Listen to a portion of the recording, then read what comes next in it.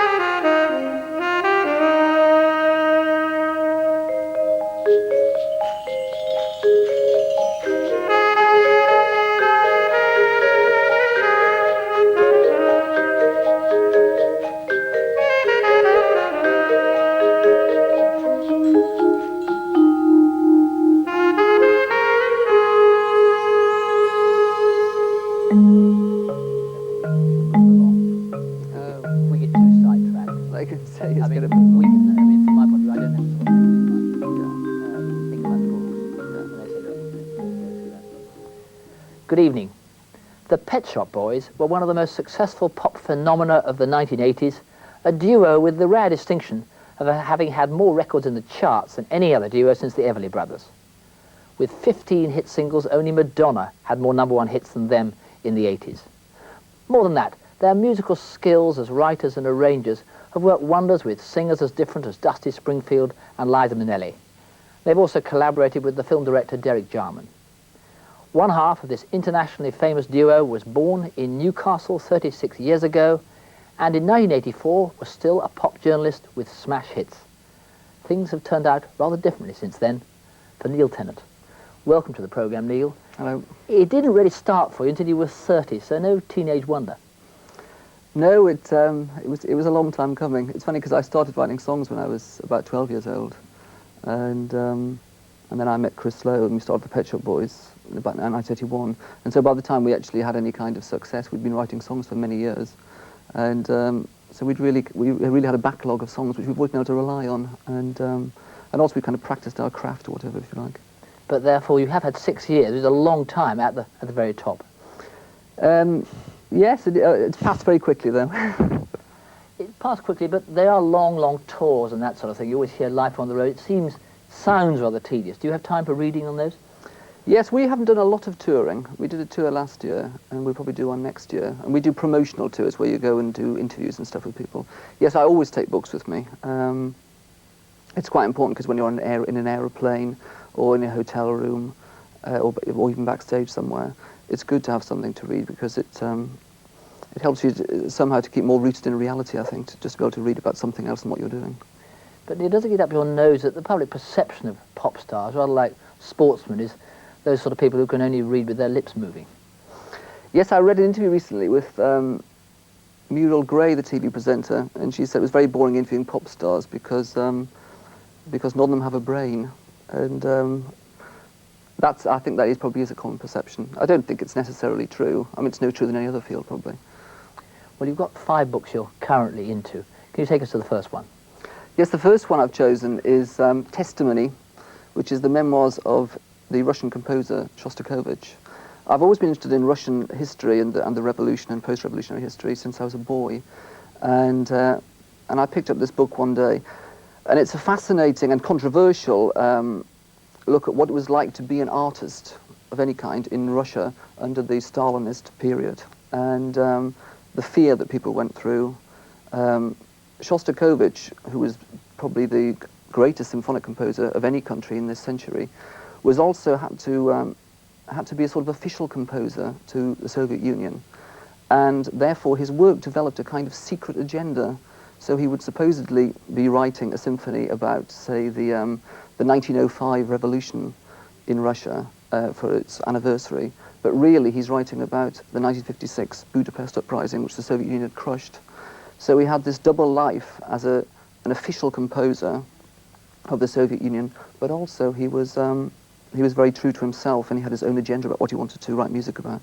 I mean, had you very much been influenced by his music earlier? Did you come to it, No, the book about the music, or I'd never listened to any of his music until I read this book, and since then I've really become very interested in it, indeed, and it's very moving music, and the more you learn about it and his life and the life of people in the Soviet Union, you can hear it. The sufferings of people under the Stalinist regime in Russia really comes out in the music of Shostakovich. I mean, do you get the double agenda by listening to the music?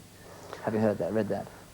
Yes, you can, because simply some of the music is so incredibly tragic and sad. And Shostakovich, you read in this book, is writing music in the 1930s at a time when he and his friends expect at any moment to be arrested by the secret police. It was quite a common thing in the 1930s for Russian intellectuals, poets and playwrights and musicians to, they always had a bag packed by their bed when they went to bed, because you always got arrested in the middle of the night. And what comes out of the book is the astonishing fear that people have lived under and the humiliation that they lived under this regime. When, after the war, they had a musical conference, and Shostakovich was denounced as a formalist, which was kind of a general term of abuse. And his works were stopped from being performed in the Soviet Union. And just after that, Stalin phoned up Shostakovich and demanded that he went to America to represent Russia in some international peace conference, because he was still a very prestigious figure. And so Shostakovich had to humiliate himself by going to America, and of course surrounded by secret police agents and all the rest of it, and has to defend the Soviet line, which is something that at that moment is persecuting him. So people went through these terrible humiliations and fear. And at the same time, of course, people would develop this very Russian sardonic humor, which again you can hear in Shostakovich's music, this kind of humor of survival. But Neil, Shostakovich died pre-Glasnost. I mean, how did the book come out? How did the book work? The way the book was done was that a musicologist called Solomon Volkov interviewed him, and he smuggled this out of Russia towards the end of the 70s. When the book was published, typically there was an outcry saying that it was a forgery, that this couldn't possibly be the memoirs of Shostakovich, that Shostakovich was a loyal communist, and that sort of thing. But gradually his son said it was true, his friends and associates said it was true, and it's now, having been very controversial, regarded as an authentic memoir of Shostakovich. Do you think that having got into Shostakovich is going to have an influence on your music? It's very difficult. I've always listened to a lot of classical music or orchestral music. It's very difficult and almost dangerous actually for orchestral music to influence pop music, because the result can just be something rather pretentious, as I think maybe we saw in the late 60s or in progressive rock or something. So we have songs on our latest album. There's a couple of songs. There's a song called My October Symphony, which is directly influenced by the subject matter of supposing Shostakovich was still alive. What would you think now about his October Symphony commemorating the October Revolution, where in the Glasnost era, when the role of the Communist Party seems to be collapsing, and the achievements of the Russian Revolution are in doubt at any rate. And so it sort of looks at that. But at the same time, it's in pop music, you can be very ambitious, but you've got to be careful it doesn't just lapse into kind of mere pretentiousness. So, and also musically, Shostakovich was a brilliant orchestral writer and composer. In pop music, you don't really write on that kind of level, I don't think. Neil, your second book. Well, the second book was, having read this testimony book, a new book came out this year by Ian MacDonald called The New Shostakovich. Once this testimony book had come out, the whole of Shostakovich's music was really up for reinterpretation. What people thought his Seventh Symphony was about the invasion of Germany. It was called the Leningrad Symphony, the invasion by Germany of Russia. And Shostakovich in that says it's not just about that, it's about the Stalinist terror. So Ian MacDonald, a music writer, has gone through his life and work in the light of the revelations of this book, and consequently provides a very fascinating insight into Shostakovich's work. Sometimes I think he's a bit too literal. I mean, he analyzes all of his music in the light of this book, and he tends to see Stalin, in every couple of crotchets or something. But and I think there is such a thing as pure music, which rather than just program music. I mean, he wasn't just writing for a sort of film of his life. But nonetheless, it's a much needed, I think, new biography of Shostakovich, because there isn't one, an up-to-date biography of Shostakovich, surprisingly. And I think more and more as we live in these times with all these changes in Russia and Eastern Europe, Shostakovich will come to be seen as one of the most, if not the most, kind of crucial artist of the 20th century, someone who lived through this incredible experience of Stalinism and survived and managed to put it in his work. Do you go round in the circle of looking at that book, checking back with the testimony, and indeed listening to the symphonies? I mean, it seems to me you're getting very obsessive about Shostakovich. I have been a bit obsessive about it recently. Yes, well, I've just been listening to the music. I haven't read that again. And he quotes the testimony a lot in this book. Yes, but it's interesting to get into a composer's work to that level, because you just understand it more. And I have no training in classical music. So when he writes about the pure musical form, I mean, I kind of learn a bit about it, but some of it is a bit beyond me. But it certainly helps you to appreciate the music when you know what inspired someone to write something. And do you attack a subject like that, reading-wise? I do sometimes, yeah. Shostakovich is the most recent one. But I've always been interested in the Stalinist period since I was a boy for some reason. I picked up a book at a jumble sale about the Russian Revolution, and since then it's always interested me. And I think the way we've reacted in the West to the Russian Revolution and to the Soviet Union has been incredible, because if you think about it, they've liberated themselves. I mean, the West has been particularly, you know, liberal intellectuals or liberal people kind of like ourselves maybe, have always been prepared to give communism the benefit of the doubt and think that, well, Stalin still had great achievements. Yes, I mean, so. were you aware of quite, I mean, it's more layers come off of how frightful it all was. Were you aware of that? I think one was, because of reading, if you read like Robert Conquest's books about the Great Terror, I mean, it's just astonishing that the number of people that were killed in Russia. You're talking tens of millions of people. You know, Stalin in one day signing 3,000 death warrants. It's almost unimaginable, actually, the horror of it all. And this, to me, is what makes Shostakovich, the horror is reflected in Shostakovich's music. Yes, I mean, the idea of fear overwhelming everything. I mean, do you have dark fears in the middle of the night? We live in England. Everyone has dark fears in the middle of the night, but I don't think in England you could have... I mean, the Russian poet Anna, I think she's pronounced Akhmatova, said that fear to her was the most intense and passionate experience she'd ever had, more so than love. Now, I don't think it's possible to live in Britain and experience something like that. Of course, those experiences do make the music. Does yourself come out in your music? Yes, it does. You know, one's experiences of, I mean, happiness. People have often said about our records that they're not very happy and, in terms of the things we write about. Happiness is a very difficult thing to write about. There's something kind of banal about being happy. If you're happy, you're happy. In some ways, the interesting side of life is the unhappiness and the difficulties and the frustrations. And perhaps those are the things that inspire you to write music. Neil, another book, please. Another book, again, has a Russian setting, but it's by a writer who's more or less British anyway, William... I mean, is this Russia your big thing? Gerhardy. It seems to be at the moment, doesn't it? And William Gerhardy was born in what was then St. Petersburg. Before the Russian Revolution, there was a lot of British and European industrialists and people who, engineers, whatever, who worked in Russia. And his family ran a factory in St. Petersburg. After the revolution, he left and came to England, and he settled down and became a celebrated writer for a short time. This is regarded as his best book, Futility. And again, I'd read about William Gerhardy, how he should be rediscovered by people, how he's no longer popular. And so I picked up this book, Futility, which has just been reissued. It's a very beautiful book. He writes in a very mannered style. And it's about a group of people in Russia before, during, and after the revolution. And they live in the future, these people. They're always waiting for this moment when they're going to get some money, they're going to sell the factory, they will get away, they will have some money. And they're always waiting for this moment. And he's in love with a girl who's one of this group. And eventually he realizes that the whole thing is futile, it's never going to happen. And the book has a very clever structure in that the first sentence of the book follows on from the last sentence of the book.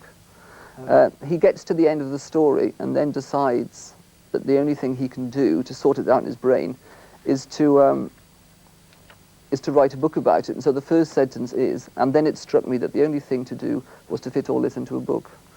And that actually follows on from the last sentence of the book. So it really has a very unusual structure like that. But he writes very beautifully. I don't think it's to everyone's taste, because it's very mannered. He wrote this in the 1920s, and in a way that then probably seemed very modern, and now seems, I don't know, maybe slightly outdated to people. But I think it's very beautifully written. As you're so interested in Russia, I mean, does this have a sort of permanent ring about it as a Russian thing? Well, of course, I've never been to Russia, so I couldn't really generalize about, I don't know, the Russian people or something, or the people of the Soviet Union. I don't know, people do say that about Russia, that things move very slowly, and but I don't know, I wouldn't really like to comment on that in that respect. But he brings it over, and these is a Russian middle-class family that they, you know, their life is completely futile the way they behave. Another not futile book. Having bought this, this was to go on holiday actually, I bought the biography of J. Hardy by Dido Davies. That's definitely doing the double act, isn't it? It's another double act. I had 2 double acts on holiday. And this is often a literary biography, or a critical literary biography, can, you wish they'd get on with the story and stop analysing the books in depth. But this is a brilliant critical biography. It does analyse all the books, but also it brings out the humour and the pathos and the sadness and the frustrations of J. Hardy's life, because he was never really at home anywhere. There he was brought up and went to school in St. Petersburg. One of his sisters always lived there, in fact. He spoke Russian and English. So he was a kind of, and then after the revolution he came to live in England. Well, he was never quite at home in England, but then if he went back to Russia, he wouldn't have been quite at home in Russia either. He developed this marvellous writing style, writing, of course, in a kind of second language, which has probably got a lot to do with the way he wrote. He had success critically with his first book, Futility, and then with another book called The Polyglots. And he wrote a series of books after that, but then he stopped writing in 1939 or 1941 or something, and he lived till the 1970s, so he never wrote another book, although he was always working on one. What stopped him, if it was a I think he was frustrated by his lack of success. In the 1920s and 30s, he was taken up by Lord Beaverbrook as the most brilliant writer in Britain, and he was quite famous in that respect. And he was always living slightly like one of his characters in the future. He was always writing to his mother saying, when the next book's a success, I'll buy you a house in France. But because the next book never is a success and he's borrowing money off someone. At the same time, his life is very, very comic. He always seems to be in these comic situations, which he can then put in his books. And Dido Davies' biography is itself an incredibly entertaining, there are moments when you burst out laughing, entertaining book. You can almost read it like a novel. Success came to him in a big way, obviously. I mean, it's come to you in a big way. Does it haunt you at all? The burdens of success, the next album, all that sort of stuff? As you go on, you can sort of, you can begin to feel a kind of pressure about, you know, your next record and the success of it. But, you know, it's best not really to get involved with that, because you can never make a record on the basis of this is going to be really successful. You can't, people can't do that really. You've got to make the record that you want to make. You've got to please yourself. So Chris and I really try to please ourselves and get excited by what we're doing and hope that people will then like it. What about biographies? I mean, are the biographies of yours already done or about to happen? I mean, how did she dig up the stuff for William Hardy, Dido Davies? Well, he had, you know, she had an archive of all his diaries and letters and everything he'd written to people. She got it from, I think, from where he'd lived. I think when went to university, there's all these boxes on catalogued material. Yes, which she started to kind of dig through. And one of the interesting things about it, of course, is that he knew so many famous people at the time, like Lord Beaverbrook or whoever. And so it's kind of a picture of the age as well. One final book. The final book is got nothing to do with Russia, and it's an excellent kind of book at bedtime, this, which is Graham Greene's May We Borrow Your Husband. Graham Greene is one of my favourite writers. I collect first editions of his work, and this is a book of short stories. I think it's subtitled And Other Comedies of the Sexual Life. And this story, Maybe Borrow Your Husband, is a hilarious story set in Antibes in France, and about two gay men are rather bored on their holiday who seduce the newly married husband of a married couple who come to stay there, who are having a very unhappy honeymoon, and for various reasons, and how that resolves itself. And it is actually hilariously funny and incredibly well observed. And is Antibes the setting for all the short stories, or is it just... It is, no, not for all of them, it's the setting for a lot of them. Graham Greene, I think, even now lives in Antibes, and I went there on holiday this year, and it's very well observed of Antibes. But particularly the way these two gay men set out to seduce this innocent husband, and in fact it has quite a helpful effect on the marriage in the end. And it's a very, very funny story. Graham Greene is a great writer, though, I think, in that he writes, he's very, on a basic level, easy to read, but I think I probably share some of his obsessions with Catholicism, say, for instance, in his more serious novels. And he's someone I never get bored with. And first editions can't be very cheap. How many have you got? I haven't counted. I have about 20. I mean, he's a prolific writer.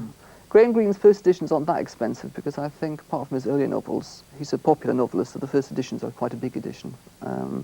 Therefore, you do see them around.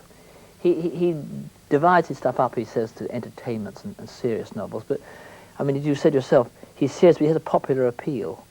Yes. Do you yourself, you're in theory in the pop world, do you see a serious side to your work?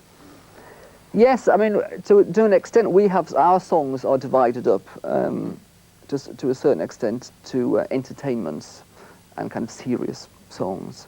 So on our album, actually, we had a song called Shopping, which is an entertainment, but it had a serious side that it was about the privatization of industries, which was then going on. But then we might have a song, like we had a song called King's Cross on that album, which was meant to be, which was a serious look, or a serious song about homelessness, and people being told they should move out their town to find a job, and then they come down to London, they haven't got a job. It's kind of a grim song, that really. So we do both things, but we always have a sense of humour, so we write a song called Let's Make Lots of Money, almost deliberately, to be annoying, because it's something that pop stars aren't meant to talk about. There's a song on our new album called How Can You Expect to Be Taken Seriously, which is about being a pop star. And it's kind of, it's an entertainment. You're doing an entertainment yourself, or is it a serious or an entertainment, a book yourself? Is this a serious? Or? Well, it's both, actually. It's called Pet Shop Boys Literally. It's written by a writer called Chris Heath, and he came on tour with us last year in the Far East and in Britain. And so it follows us around. He follows around actually literally with a notebook, and so it's what it's like being in a pop group, being on tour. But also it has interviews linked in with the text where we discuss what we think about pop music, what our motivations for what we do are. And it's quite unusual. Normally an official pop book is a bit boring, really. It's normally just full of praise, and then they made this album, they had that many platinum discs. This book is quite unusual because it's a kind of warts and all approach, in that Chris and I don't necessarily come out of it very well. Have you censored it at all? It's been a little bit censored, actually, but not greatly censored. I think people might be quite surprised when they read it, because we've never been a group that goes out to get a lot of publicity, and it's definitely a very candid look, at what goes on when you're in a pop group. Consequently, and also it's very funny as well. A lot of the situations are very funny, and so I think it's a good book about pop music itself. Neil, it's been really interesting. Thank you very much. Thanks. By the way, Neil's new book, The Pet Shop Boys Literally, is published this week by Viking. Finally, a recap of the books by Neil Tennant's Bedside. First, Testimony, the memoirs of the brilliant, tortured and much misunderstood Russian composer Dmitri Shostakovich, published by Weber and Weber. Staying with that theme, the new Shostakovich, the recently published biography by Ian MacDonald, which helps sort out some of the mysteries still left by the memoirs, published by Fourth Estate. Futility by William Gerhardy, the Russian-born Englishman who was one of the most important new novelists of the 1920s, published now in paperback by Robin Clark. And William Gerhardy, Dido Davis's biography of the writer who really failed to live up to his early promise, published by Oxford University Press. Finally, May We Borrow Your Husband, Graham Greene's quirky short stories set mainly in off-season Antibes, published by Penguin. That's all from this series of books by my bedside. I've really enjoyed talking to all our guests, and I hope you've enjoyed the programmes. Perhaps they might have given you an idea or two of books you might like by your bedside. Good night. Studio.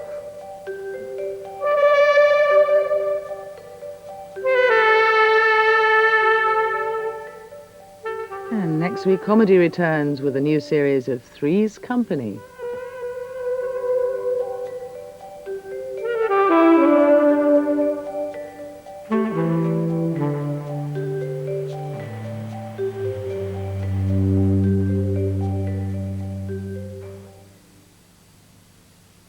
Pet Shop Boy